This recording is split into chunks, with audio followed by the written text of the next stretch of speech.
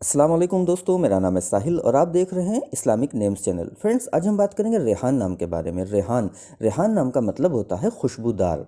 Rehan actually जन्नत के एक दरख्त का भी नाम है। जन्नत में एक दरख्त है, उसका नाम रेहान है।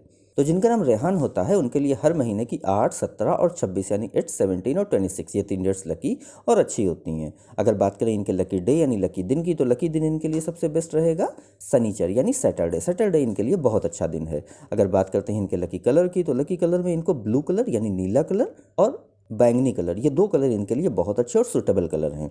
इसी तरह बात करें अगर इनके लकी स्टोन की, तो लकी स्टोन में इनको नीलम यूज़ करना चाहिए। नीलम यानी सफ़ायर स्टोन इंशाल्लाह इनके लिए बहुत अच्छा रहेगा। अगर बात करें इनके लकी नंबर की, तो लकी नंबर है इनका 8 यानी 8 नंबर इनका लकी नंबर है।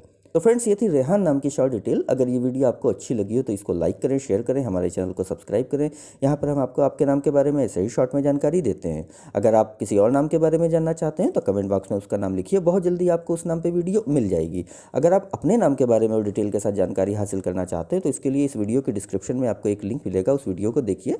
वहाँ पे आपको जानकारी मिल जाएगी कि कैसे आप अपने नाम के बारे में और डिटेल के साथ जानकारी हासिल कर सकते हैं।